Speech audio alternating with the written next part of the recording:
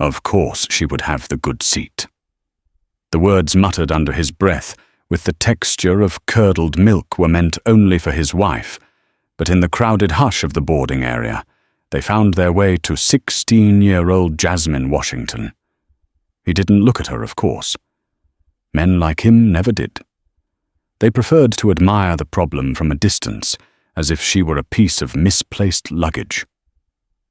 Jasmine clutched her boarding pass for flight 8:15 to Boston, the crisp paper a shield against the man's sour gaze. The seat number 12A was printed in bold, uncompromising ink. It was more than a seat. It was a promise, and she had no intention of letting it be broken. The air in Terminal C of Chicago O'Hare was a thick soup of anxiety and recycled air conditioning. It smelled of Cinnabon floor polish and the faint metallic scent of jet fuel that promised escape. For Jasmine Washington, it was the smell of opportunity. Tucked into the worn pocket of her backpack was an acceptance letter to a prestigious summer STEM program at MIT. For 6 weeks, she would be immersed in robotics and coding a world where the only binary that mattered was the one that built new worlds on a screen. Her father had wanted to drive her a 17-hour haul from their home in Illinois, but her mother had insisted.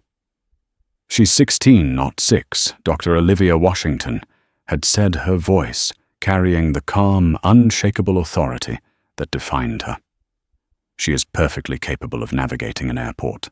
This is a step toward the independence she'll need."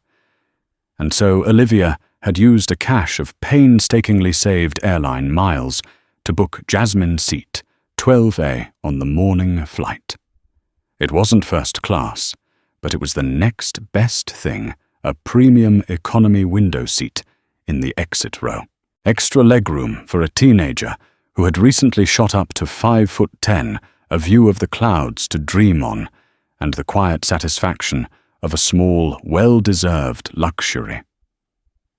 Jasmine was tracing the flight path on her phone when she first felt the shadow fall over her. A man, probably in his late 50s, stood impatiently tapping his designer loafer. He was dressed in the unofficial uniform of self-important business travel, a wrinkle-resistant blazer, a pale blue shirt straining slightly at the collar, and a Bluetooth headset blinking in his ear like a tiny malevolent star.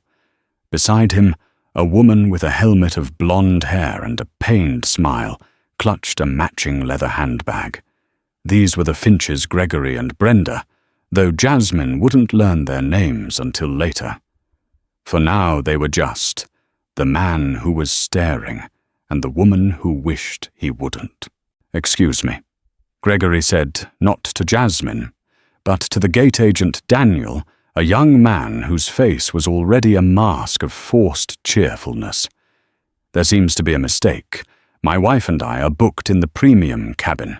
My corporate travel department always books us in premium." Daniel tapped at his keyboard. "I see you here, Mr. Finch. Seats 14D and 14E. No, Gregory said, waving a dismissive hand. "The exit row. Row 12. We need the legroom." He glanced over at Jasmine, a flicker of annoyance in his eyes before looking back at Daniel. "Perhaps you can sort it out." It wasn't a request. It was an instruction. Daniel, however, was steadfast. "I'm sorry, sir, but row 12 is fully booked. Seat 12A is assigned to this young lady," he said, nodding politely toward Jasmine, "and 12B and C are assigned to other passengers who have already checked in." It was then that Gregory muttered it, the little sliver of poison intended for his wife's ears alone. Of course she would have the good seat. Jasmine's back straightened. Heat bloomed on her cheeks. She had heard whispers like that her whole life, subtle corrosive suggestions that her presence in any space of privilege or comfort was an anomaly, a mistake, a charity case. That a black girl in a hoodie, even one with a 4.0 GPA and a ticket to MIT's summer session, couldn't possibly belong in a seat that a man like him wanted. Brenda Finch shot a nervous glance at Jasmine, then tugged on her husband's arm. Gregory, it's fine. We'll be fine in row 14. It is not fine, Brenda. He snapped his voice, low but sharp. It's the principle of the matter. Jasmine met his gaze for a brief second. Her mother had taught her how to handle men like this. You do not shrink. You do not get loud. You simply exist unapologetically in the space you are entitled to. She gave him a small neutral smile before turning back to her phone, an act of dismissal more profound than any argument. The rejection, both from the gate agent and from Jasmine's silent defiance, seemed to solidify Gregory's resolve.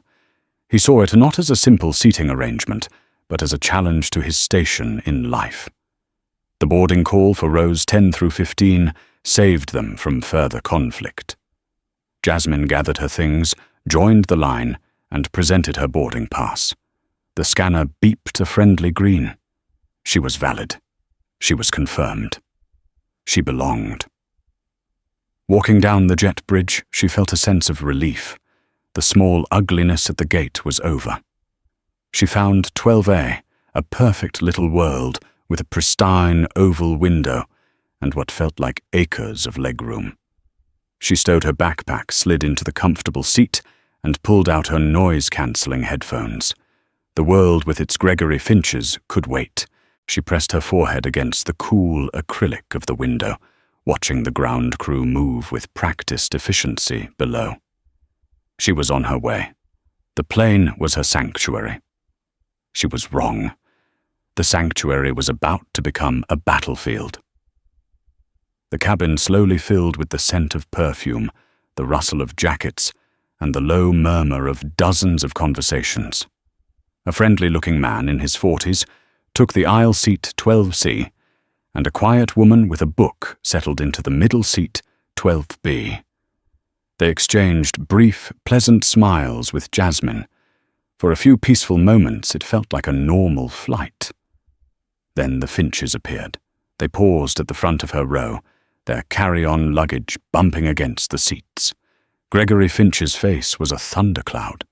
He looked at Jasmine, then at the empty seat next to her, then back at Jasmine. The unspoken question hung in the air, thick and suffocating. "I believe you're in my seat," he said. His voice was no longer a mutter. It was a clear, confident declaration meant for all to hear. Jasmine slowly removed her headphones. "I'm sorry. My seat," he repeated, pointing a thick finger at 12A. "There was a mix-up at the gate. This is my seat." Jasmine held up her boarding pass. "I think you might be mistaken. This is 12A. My boarding pass says 12A. The woman in 12B looked up from her book, her brow furrowed with concern.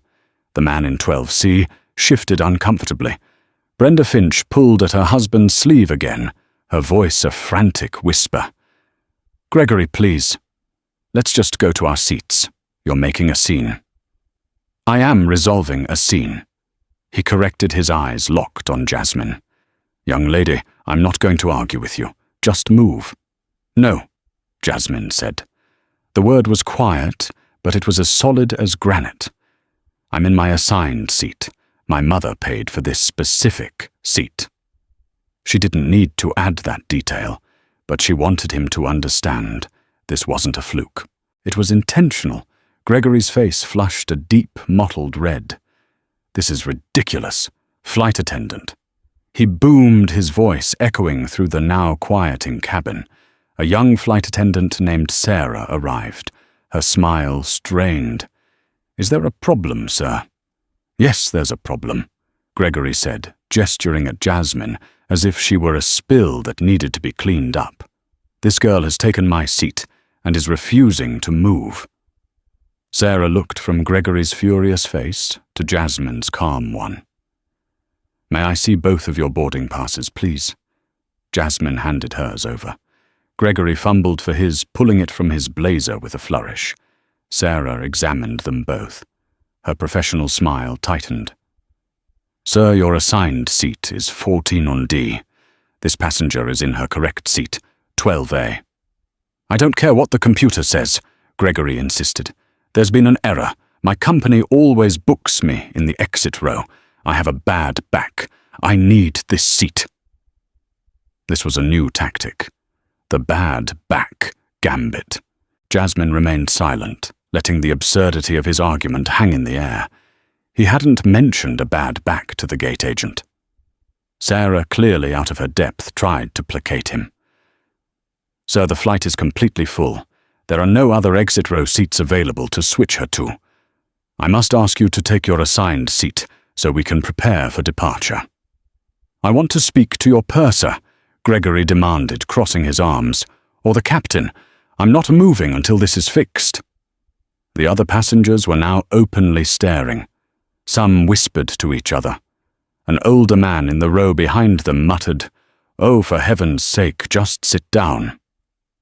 The senior flight attendant, a woman named Linda, with a calm demeanor and weary eyes that had seen it all, arrived. Sarah quickly explained the situation in a hushed tone. Linda assessed the scene: the indignant red-faced man, his mortified wife, the stoic black teenager by the window. "Sir," Linda said, her voice firm but polite, "this passenger is in her ticketed seat. We are contractually obligated to honor that. I must insist you take your assigned seat so we can depart on time. We can discuss any compensation for the booking error with customer service once we land." "Compensation?" Gregory scoffed. "I don't want compensation. I want this seat. Are you really going to let this child delay an entire flight full of people?" He had framed it perfectly. Now any further delay was her fault. She was the stubborn child, not the entitled man refusing to follow the rules. Jasmine felt a knot of anger tighten in her stomach, but she channeled her mother's voice in her head. "Stay calm. Logic is your weapon." "I am not delaying the flight," Jasmine said, her voice clear and steady, surprising even herself. "I am sitting in the seat I was assigned. He is the one standing in the aisle, refusing to sit down." The directness of her statement, devoid of emotion, seemed to stun Gregory for a second. He was used to dealing with hysterics or submission. This calm, factual rebuttal was not in his playbook. He pointed a trembling finger at her. "You have a very bad attitude, young lady." "And you are holding up this flight," Linda interjected, her patience finally fraying. "So take your seat now, or I will have to involve the captain." "Good," Gregory bellowed. "Involve him. Maybe a man with some authority can talk some sense into this situation." With a sigh of resignation, Linda turned and walked toward the cockpit. The cabin door had been closed for 5 minutes. The jet bridge was likely already pulling away. They were trapped in this metal tube hostage to one man's ego.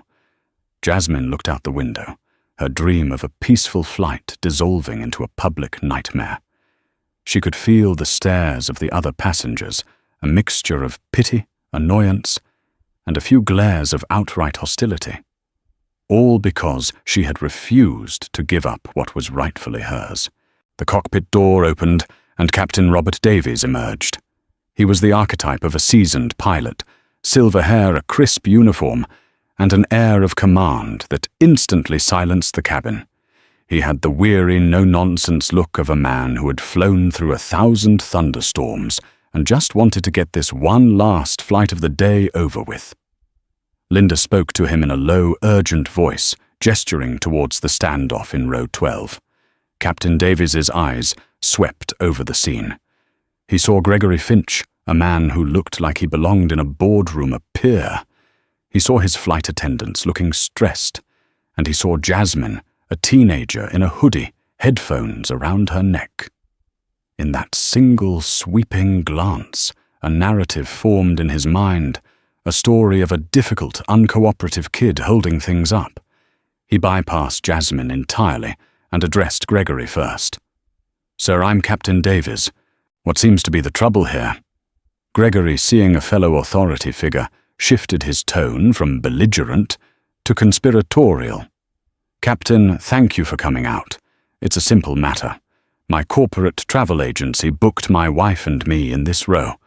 There's been a computer glitch and this young lady," he said, gesturing to Jasmine without looking at her, "is refusing to cooperate." The captain nodded, his expression one of weary understanding. He then turned his attention to Jasmine. His voice, which had been collegial with Gregory, became paternalistic and patronizing. "All right, young lady, we need to get this plane off the ground. These folks," he said, waving a hand to encompass the entire cabin, "all have places to be. I understand there's been a mix-up, but we can't sort it out here. I need you to be a team player. Just take the other seat for now, and we'll have someone from the airline contact you about it later." Jasmine was floored. He hadn't asked for her side of the story. He hadn't verified her ticket. He had simply absorbed Gregory's version of events and decided she was the path of least resistance. "Captain," she said, her voice level, "with all due respect, this is my assigned seat. I have my boarding pass. Your flight attendant has confirmed it. There is no mix-up. That man's seat is in row 14. The captain's jaw tightened. He was not used to being contradicted, especially not by a teenager. "Listen, I'm not going to debate this. We have a schedule to keep. Sometimes for weight and balance, or to accommodate crew, or for any number of reasons we have to move passengers. It's in the contract of carriage. Now I am instructing you to move to seat 14D. The man in seat 12C, who had been quiet until now, finally spoke up. "Excuse me, Captain, I've been sitting here. The young lady has done nothing wrong. That man is the one causing the problem." Captain Davies shot him a glare that could peel paint. "Sir, I have this under control. Please stay out of it." He turned back to Jasmine, his voice dropping to a low, threatening tone. "This is your final chance. You will move to the other seat, or I will have you removed from my aircraft for failing to comply with the instructions of a flight crew member. That's a federal offense. Do you understand me?" The threat hung in the air, heavy and poisonous. Removed from the plane. A federal offense. Humiliation. Being stranded in Chicago. Missing the start of her program. It all flashed through her mind. Fear, cold and sharp, pricked at her. Her hands were trembling. She could feel tears welling up, but she blinked them back with fierce determination. She would not cry in front of these people. Gregory Finch stood there with a smug, triumphant smirk on his face. He had won. He had wielded his privilege, and the system had bent to his will. Jasmine looked at the captain's implacable face, at Linda's apologetic one, at Gregory's sneer. Every instinct screamed at her to give in, to make it stop, to just disappear into seat 14D and pretend this never happened. But then she thought of her mother. Olivia Washington had not raised a daughter who backed down from a righteous fight. She had not raised a daughter who allowed herself to be bullied into submission. Her mother had faced boardrooms full of men who looked and acted just like Captain Davies and Gregory Finch, and she had never once surrendered her ground. Jasmine took a deep, shuddering breath, the air tasting of stale injustice. "Okay," she said, her voice barely a whisper, but clear enough for the captain to hear.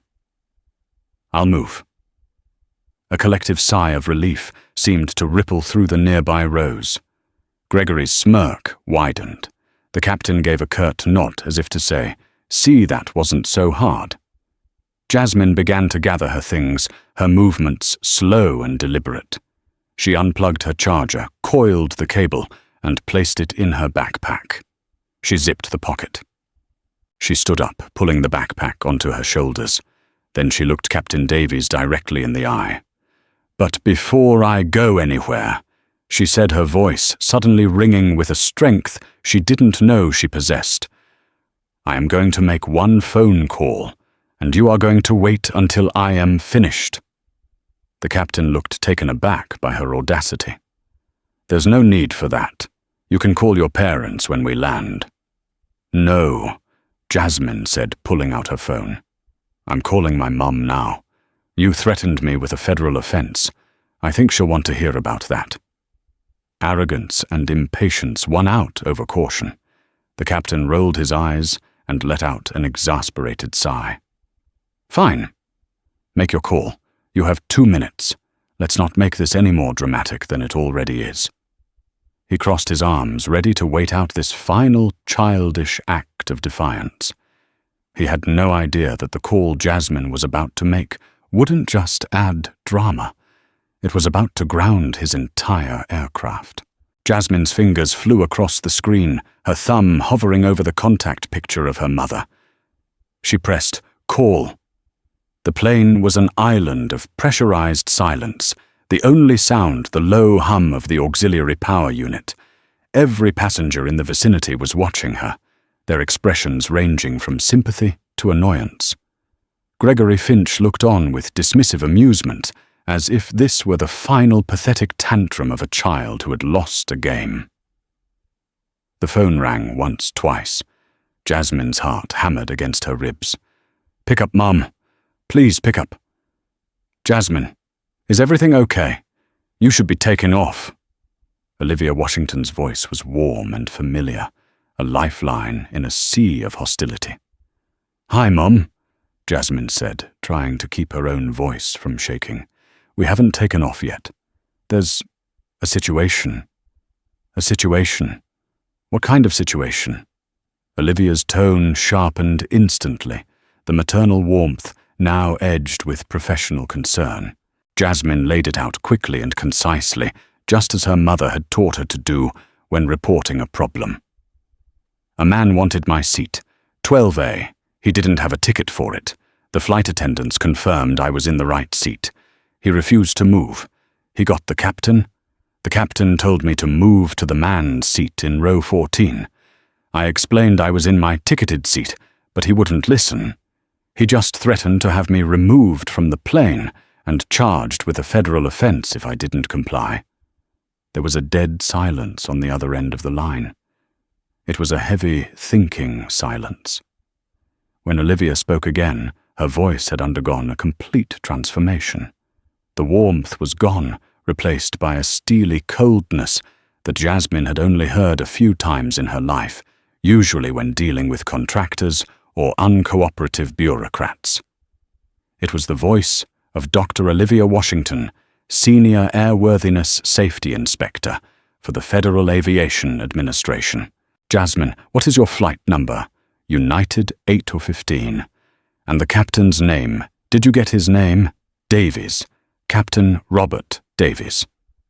"Okay," Olivia said. "Jasmine, I want you to listen to me very carefully. I want you to put Captain Davies on the phone." Jasmine took a breath. "He's right here." She turned to the pilot, holding out her phone. "My mother wants to speak with you." Captain Davies actually laughed, a short, barking sound of disbelief. "I am not talking to your mother. This is absurd. My decision is final. Move to your new seat. Now." "She said you should probably take the call." Jasmine said, her gaze unwavering. "She works for the FAA." The 3 letters hung in the air. FAA. For a pilot, those 3 letters could mean anything from a routine check to the end of a career. Davies's arrogance faltered for just a fraction of a second. He likely assumed she was some low-level clerk, a paper pusher, a mother trying to throw her weight around to defend her kid. The risk of ignoring her was low, but the risk of this delay getting longer was high. With a theatrical sigh of impatience, he snatched the phone from Jasmine's hand. "This is Captain Davies," he barked into the phone. "I don't know who you are, but I am in command of this aircraft, and I have instructed your daughter." He stopped. Jasmine couldn't hear her mother's words, but she could see their effect. The color drained from Captain Davies's face. His confident, commanding posture slackened. His eyes, which had been narrowed in annoyance, widened in shock, then in dawning horror. His knuckles were white where he gripped the phone. The smug smirk on Gregory Finch's face began to fade, replaced by a look of confusion. The one-sided conversation was stark. "Yes, I am Captain Robert Davies," he said, his voice now several octaves higher. A long pause. "Dr. Washington, I see." Another pause, longer this time. He looked over at Jasmine, then back at the bulkhead, as if searching for an escape route that didn't exist. No, there was no safety or security reason. It was a passenger seating dispute. His face was now ashen. He was sweating under the harsh cabin lights. Yes, I did state that non-compliance could be considered a federal offense. I was attempting to de-escalate." He flinched as if struck. The word de-escalate sounded pathetic even to his own ears. "I understand. Yes, I understand." He handed the phone back to Jasmine, his hand trembling slightly. He looked at her not as a child, but as if she were a ghost who had just announced the end of his world. "Ms. Washington," he said, his voice a strangled croak. "Please return to your seat. Seat 12A, my apologies. There has been a misunderstanding." He turned to the stunned Gregory Finch. "Sir," he said, his voice now devoid of any warmth or collegiality. "Your seat is 14D. Please take it immediately, or you will be removed from this aircraft." The shift in power was so absolute, so sudden that it was almost comical. Gregory, utterly bewildered, could only stammer, "But, you said—" "Take your seat," Davies roared, his composure finally cracking under the immense pressure. Gregory and Brenda scurried away down the aisle like frightened mice, their faces a mask of humiliation and confusion. The captain turned to Linda, the senior flight attendant. "Tell the gate we're delayed. Indefinitely." He then leaned in and whispered something to her. Linda's eyes went wide. She nodded, pale-faced, and hurried to the front of the plane to make the call. Captain Davies looked back at Jasmine one last time. The arrogance was gone, replaced by pure, unadulterated fear. "Your mother," he said, his voice barely audible, "has just grounded this jet." He then turned and walked back to the cockpit, his shoulders slumped in defeat, closing the door behind him with a soft, final click. A moment later, the cabin intercom crackled to life.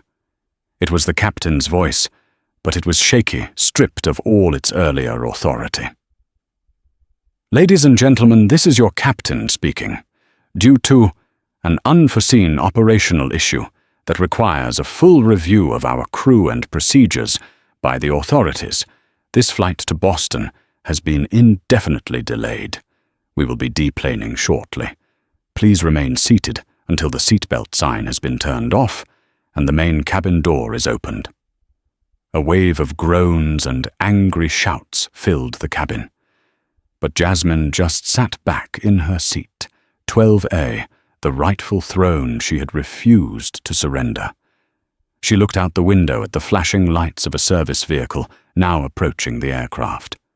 Her mother hadn't just gotten her seat back. She had dropped a hammer.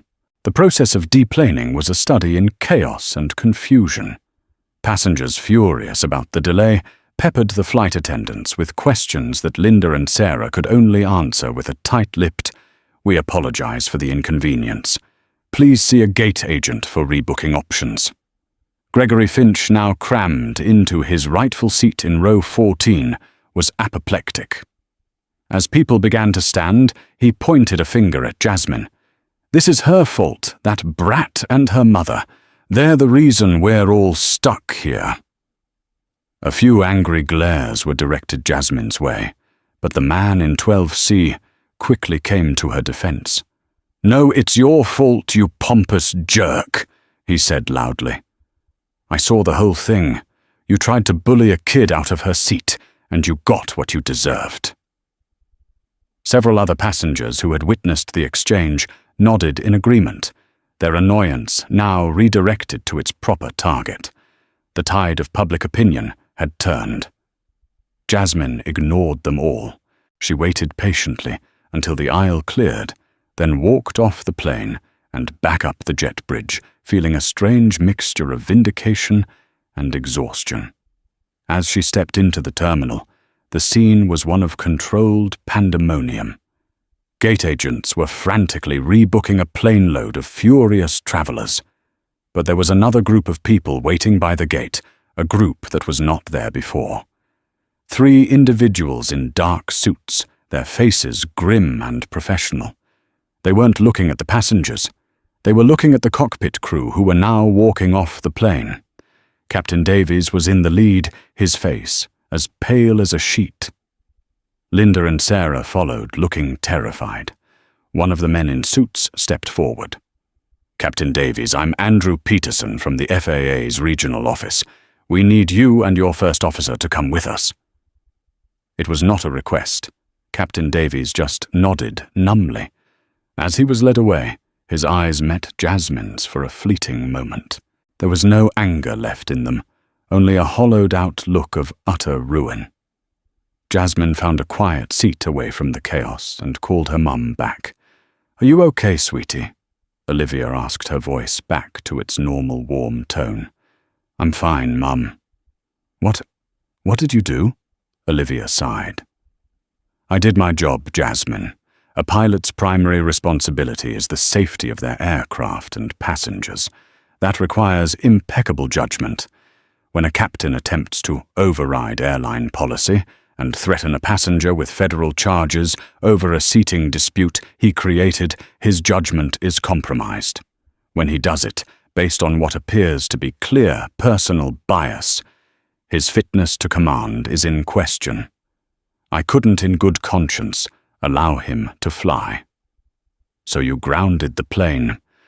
I filed a formal complaint, citing a potential compromise in command authority, which triggers an automatic mandatory stand-down and safety audit for the crew and aircraft. It's not personal, it's procedural. He gave me the grounds, I simply acted on them. An airline executive, a woman in a sharp suit with a panicked expression, rushed over to Jasmine. "Ms. Washington, I am so sorry for what you experienced on our aircraft.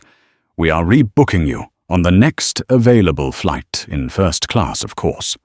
We will be providing you with meal vouchers, a full refund, and a credit for future travel. This is not the standard of service we aspire to." Jasmine simply nodded. "Thank you." The consequences for the other players in the drama unfolded swiftly. Gregory Finch's unraveling was particularly spectacular. The 2-hour delay caused by the deplaning and rebooking meant he missed his connecting flight to London. The meeting he was traveling for, the culmination of a 6-month, multi-million-dollar negotiation, happened without him. The deal fell through. Worse, a passenger who had filmed part of the initial confrontation posted it on social media. It went viral. Entitled "Businessman Berates Teenager, Gets Entire Flight Cancelled" by her FAA mum. By the time Gregory landed in Chicago from his now pointless rerouted flight, his company's PR department was in full-blown crisis mode. His face was everywhere. He was not just an anonymous jerk on a plane. He was Gregory Finch, Senior Vice President of a major tech firm with a very public diversity and inclusion policy. He was fired by email before he even had a chance to leave the airport. The official reason was "conduct unbecoming of a corporate officer," a sterile phrase for a spectacular public flameout. Brenda, mortified and fed up after years of his arrogance, reportedly packed her bags the next day. Captain Davies's fate was less public, but just as devastating. The FAA investigation was thorough and merciless. It wasn't just about the confrontation with Jasmine. It was about the fundamental failure of his judgment. They reviewed his record, interviewed his crew, and analyzed his decisions. He was found to have acted with reckless bias and abused his authority. His license was suspended for a year, a career-ending blow for a pilot in his late 50s. He would never command a commercial airliner again. The airline itself was forced into damage control. They issued a public apology to Jasmine, and her mother overhauled their de-escalation and bias training for all flight crews, and used the incident as a case study in what not to do. Jasmine finally arrived in Boston late that night, exhausted, but safe. She took a taxi to the MIT dorm, the lights of the city, a glittering promise. The drama, the anger, the fear, it all seemed to melt away as she looked at the campus that would be her home for the next 6 weeks. She hadn't asked for this fight, but she had finished it. The 6 weeks at MIT were a baptism by fire and code. The incident on the plane, which had felt so all-consuming, began to recede, replaced by the more immediate pressures of differential equations and late-night coding sessions, fueled by lukewarm pizza. For the first week, Jasmine felt a lingering static in her mind, a phantom sense of injustice that made it hard to focus. The memory of Captain Davis's threatening face would flash in her mind as she tried to debug a line of Python, the echo of his voice, a discordant note in the hum of the servers. But the rigorous logic of her coursework became its own form of therapy. One night, struggling with a flawed obstacle avoidance algorithm for a small rover, she had a moment of clarity. Her code was taking a shortcut, making a biased assumption about the environment that sent the rover crashing into a wall every time. It was an efficiency that wasn't efficient at all. It was a critical failure of core principles. In a flash, she saw Captain Davies and Gregory Finch, 2 men who had tried to take a shortcut based on a biased assumption and had crashed their lives into a wall. The world, she realized, ran on its own kind of code. Follow the foundational rules and the system works. Try to cheat it and it inevitably breaks. She deleted the flawed code, rewrote the algorithm from first principles, and watched as the rover flawlessly navigated its course. In that small victory, she felt a profound sense of peace. During a video call with her mother, a few weeks into the program, she finally asked the questions that had been circling in her mind. "Mum, were you ever scared?" After you made the call, Olivia leaned back in her chair, her face thoughtful on the screen. "Scared isn't the right word, Jasmine. Was I aware of the potential blowback? Absolutely." The aviation world can be a bit of an old boys' club. There were whispers. A few old colleagues suggested I overreacted. My superiors conducted a formal review of my actions, as they should. Using that kind of authority invites scrutiny, and I had to demonstrate that my decision was based solely on the FAA mandate for safety and command fitness, not on being your mother. And was it? Jasmine asked, her voice small. "The two aren't mutually exclusive," Olivia said gently. "Being your mother gave me the information. Being a federal inspector gave me the authority and the obligation to act on it. My job is to protect the flying public from compromised judgment. Captain Davies demonstrated compromised judgment. It was that simple, and the review board agreed. What happened to him and to Mr. Finch was not my doing. It was the consequence of their own choices laid bare for the world to see. It's a hard lesson, but it's not revenge, sweetie. It's just accountability." That word, accountability, settled into Jasmine's mind. After the call, she lay on her dorm bed, staring at the ceiling. She thought of Gregory Finch, a man so consumed by his own perceived status that he couldn't see the humanity in anyone else. She thought of Captain Davies, a man who had wrapped himself in the authority of his uniform, but had forgotten the responsibility that came with it. She felt not anger, but a kind of clinical sadness for the sheer waste of it all. They were like her rover running a flawed algorithm, destined to hit a wall they couldn't see. On her flight home at the end of the summer, booked again in 12A. A quiet insistence from her mother. The experience was entirely different.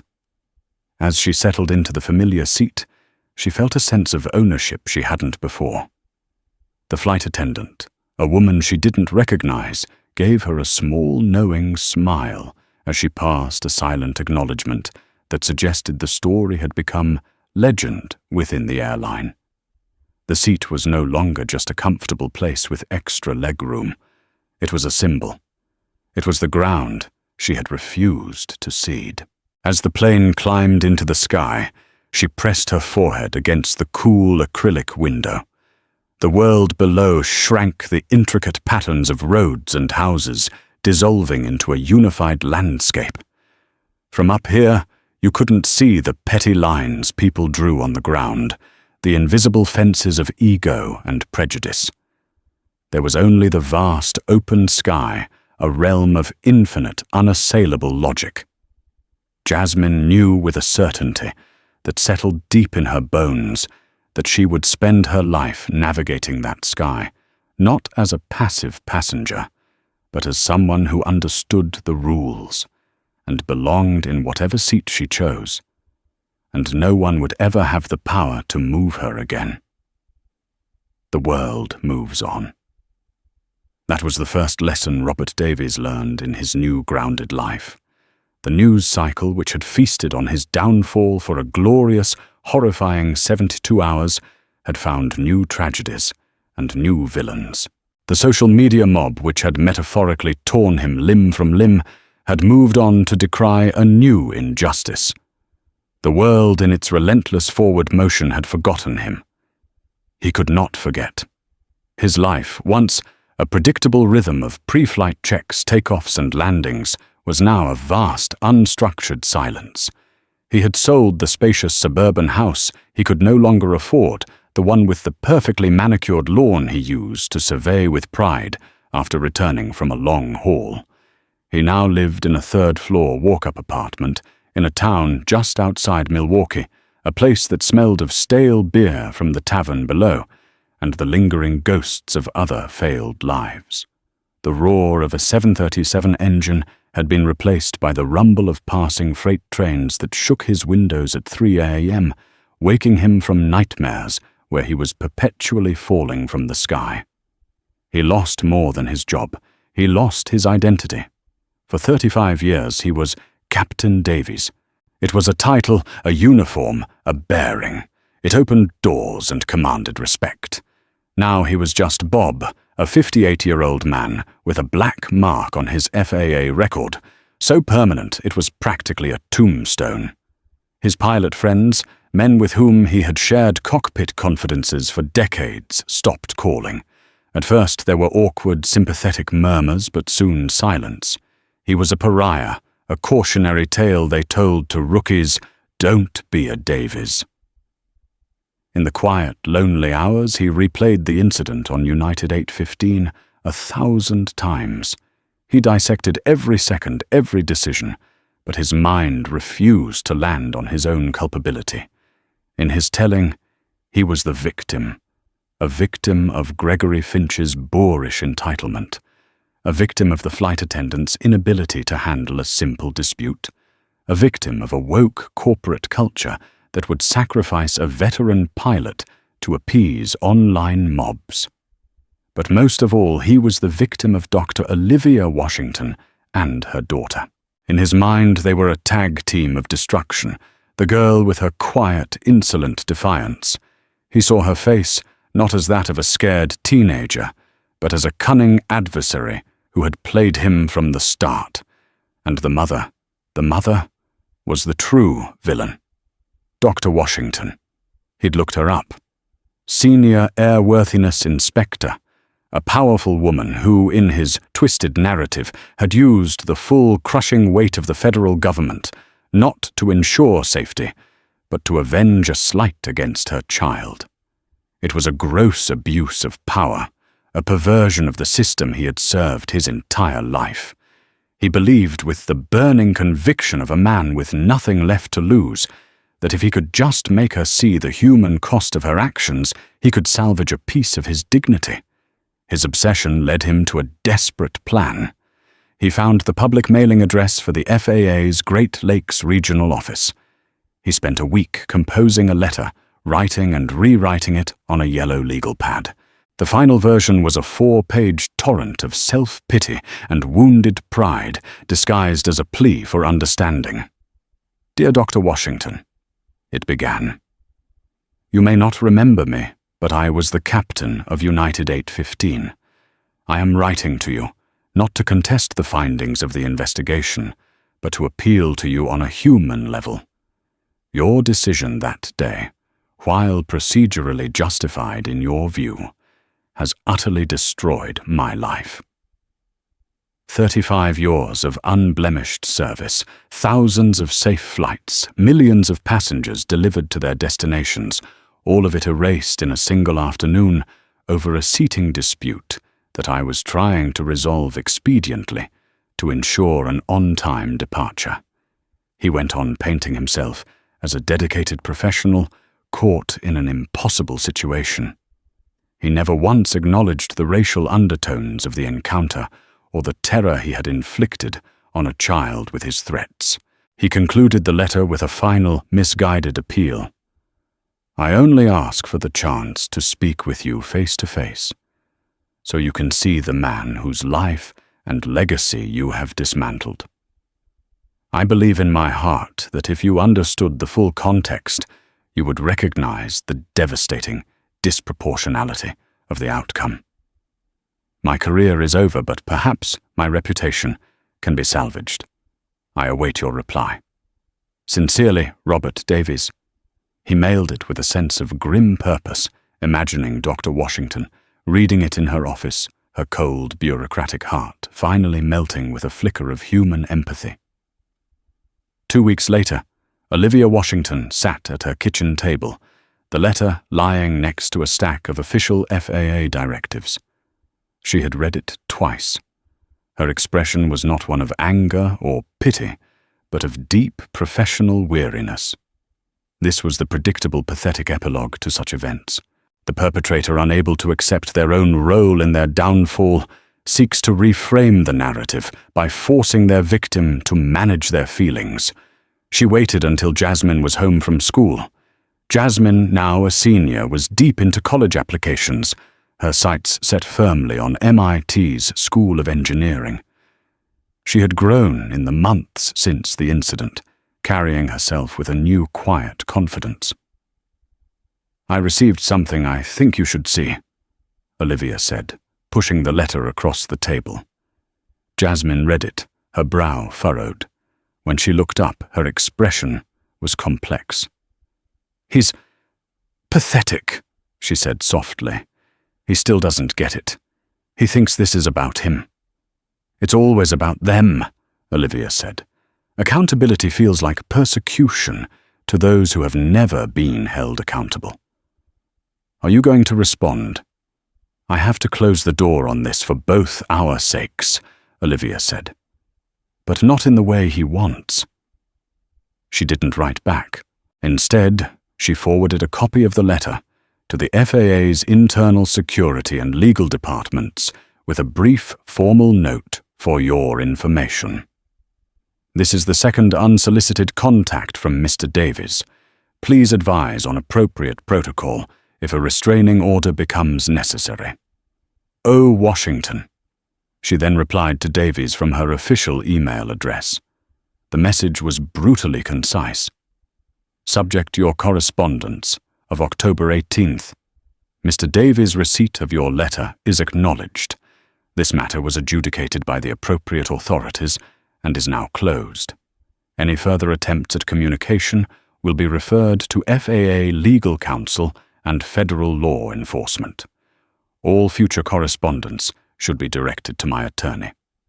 Dr. Olivia Washington." The email was a steel door slamming shut. For Robert Davies, sitting in his dim apartment, it was the final definitive rejection. She hadn't just refused his plea, she had reclassified him from a former colleague into a potential threat. The last vestige of his old identity was gone. He wasn't Captain Davies. He wasn't even Bob. He was a security risk. Something inside him snapped. The self-pity curdled into a cold, hard rage. If she wouldn't see him as human, he would force her to. He packed a small bag, withdrew the last of his savings, and bought a one-way bus ticket to Chicago. A week later, on a crisp, cold Tuesday afternoon, Olivia and Jasmine were leaving the downtown building that housed a private college counseling service. They were talking animatedly about an early acceptance strategy when a figure stepped out from behind a concrete pillar. He was gaunt, his expensive pilot's blazer now hanging loosely on his diminished frame. His face was pale and unshaven, his eyes burning with a desperate fire. It was Robert Davies. Olivia instinctively stepped in front of Jasmine, her hand already reaching for her phone in her purse. "Mr. Davies, you were instructed not to contact me. I'm not contacting you," he said, his voice raspy. "I'm talking to you. There's a difference. You hide behind your emails and your lawyers, but you have to see me. You have to see what you did." "What we did," Olivia said, her voice dangerously calm. "You will leave now, or I will call the police." "No," he said, taking a step closer. "You ruined me 35 years. Do you know what that means? I had a life, a reputation, all because your daughter couldn't just move to another seat." It was the same tired, self-serving argument from his letter. But then, to Olivia's surprise, Jasmine stepped out from behind her. She wasn't hiding. She wasn't scared. She was looking at Robert Davies with a clear, steady gaze that held not hatred, but a profound and shattering clarity. "You're wrong, Captain Davies," Jasmine said, her voice even and strong. It carried in the cold afternoon air. He stared at her, momentarily speechless. "This wasn't about me not moving," she continued. "It was about you not seeing me. You looked at Mr. Finch and you saw an equal. You looked at me and you saw a problem to be cleared away. You didn't listen. You didn't ask. You just decided I was worth less than him. You had all the power in that cabin, the uniform, the title, the law on your side, and you used all of it to threaten a 16-year-old girl to make your life easier for 5 minutes." She took a small step forward. "My mother didn't ruin your life. Mr. Finch didn't ruin your life. I didn't ruin your life. You stood on the flight deck of your own life, holding all the controls, and you were the one who flew it straight into the ground. That's on you. And until you understand that you'll never be able to fly again." The truth of her words, simple and unadorned, hit him with the force of a physical blow. The anger drained from his face, leaving behind a grey, hollowed-out despair. He had come here for a fight, for a final dramatic confrontation. He had expected tears or anger or fear. He had not expected this calm, surgical dissection of his soul by the very person he had refused to see as a person. He opened his mouth to speak, but no words came out. There was nothing left to say. She was right. In that moment on that airplane, he had held all the power and made all the wrong choices. He finally saw it. He finally understood. Without another word, Robert Davies turned and walked away, disappearing into the anonymous downtown crowd, a ghost finally forced to confront his own reflection.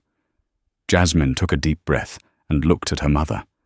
Olivia's eyes were shining with tears, but her smile was one of immense, overwhelming pride. She wrapped her arm around her daughter's shoulders, and they walked to their car in silence, the chapter finally truly closed. This story, which echoes real-life events, isn't just about a seat on an airplane. It's a powerful reminder about dignity prejudice and the quiet strength it takes to stand your ground. Jasmine Washington didn't seek a confrontation, but when faced with blatant entitlement and bias, she refused to be diminished. And her mother, Dr. Olivia Washington, demonstrated that true authority isn't about loud commands, but about quiet competence and the courage to enforce accountability even when it's inconvenient. It's a testament to the fact that sometimes the most powerful check on the abuse of power is simply knowing the rules better than those who are breaking them. If you found this story of justice and empowerment as compelling as we did, help us share it. Hit that like button, share this video with someone who appreciates a story where the tables are turned, and most importantly, subscribe to our channel for more true stories of accountability and unexpected twists. Thank you for watching.